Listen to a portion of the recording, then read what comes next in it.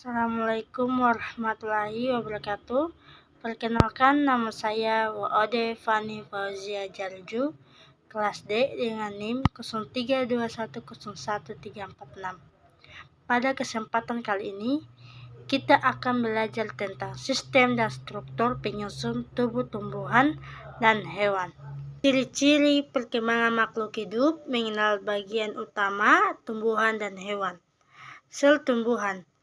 1. Memiliki dinding sel plastida dan vakuola. 2. Memiliki bentuk yang tetap. 3. Tidak memiliki sentrosom dan sentriol. 4. Tidak memiliki flagel. Sedangkan sel hewan, 1. Tidak memiliki dinding sel dan plastida. 2. Memiliki vakuola namun ukurannya tidak besar seperti pada vakuola sel tumbuhan. 3. Tidak memiliki bentuk yang tetap. 4. Memiliki 2 sentriol di dalam sentrosol. 5. Memiliki flagel. Berikutnya, pertumbuhan dan perkembangan hewan.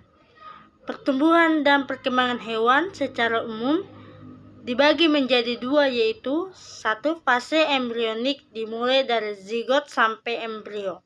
2. Fase pasca embrionik dimulai sejak terbentuknya embrio. Berikutnya, organ tumbuhan. Daun berfungsi untuk membuat makanan. Bunga berfungsi untuk perkembangbiakan. Buah berfungsi sebagai tempat menyimpan cadangan makanan untuk cakal bakalnya. Batang berfungsi untuk mengalirkan air dan bahan-bahan makanan dari akar ke seluruh bagian tumbuhan. Akar berfungsi untuk menyerap air dan bahan-bahan makanan.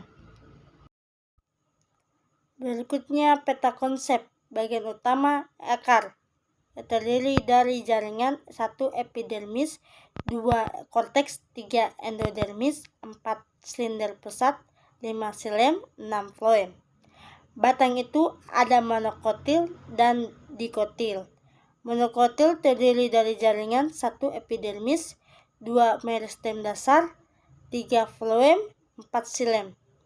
Dikotil terdiri dari jaringan. 1. epidermis, 2. korteks, 3. stele, 4. floem, 5. xilem. Daun terdiri dari jaringan. 1. epidermis, 2. mesofil, 3. floem, 4. xilem. Berikutnya, jenis-jenis akar. Akar napas, pohon pandan, bakau, pohon kayu api, dan lain-lain. Akar tunggang, pohon jeruk, jambu, asam, jati, mangga, nangka, kapas, kacang hijau, wortel, rambutan, dan lain-lain.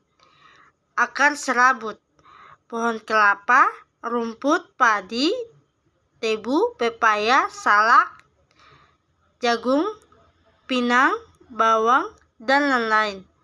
Akar lekat, tumbuhan lada, sirih, dan lain-lain. Akar gantung, pohon beringin, anggrek kalajengking, dan lain-lain. Berikutnya, jenis batang.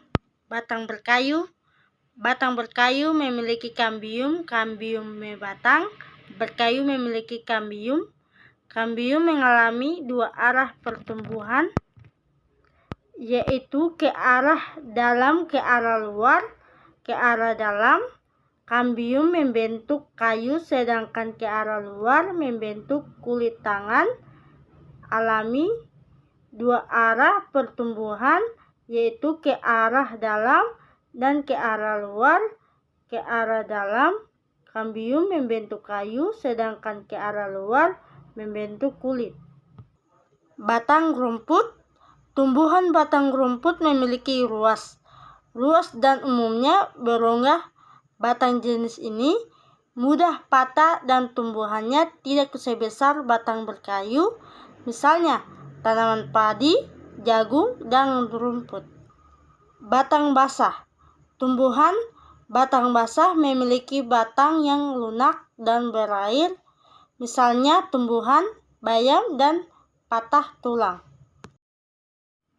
Berikutnya, bagian daun dan jenis daun. Bagian daun terdiri dari helai daun, tulang daun, pelepah daun, dan tangkai daun. Sedangkan jenis daun terdiri dari menyirip, melengkung, menjari, sejajar. Bagian-bagian bunga terdiri dari mahkota, kepala sari, benang sari, kepala putik, tangkai putik, bakal biji, tangkai bunga, dasar bunga, kelopak.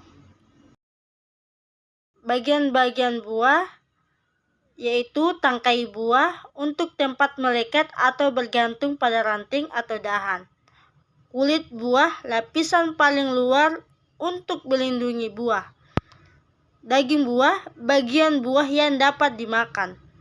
Biji buah bagian tumbuhan yang berada di dalam buah. Selanjutnya, fungsi bagian buah. Buah berguna sebagai tempat menyimpan cadangan makanan untuk cikal bakalnya. Akar berguna untuk menyerap air dan bahan-bahan makanan. Bunga berguna untuk perkembangbiakan. Batang berguna untuk mengalirkan air dan bahan-bahan makanan dari akar ke seluruh bagian tumbuhan. Daun berguna untuk membuat makanan. Berikutnya, pertumbuhan dan perkembangan pada tumbuhan. Dimulai dari biji berkecambah, tanaman vegetatif, berbunga, dan menghasilkan buah.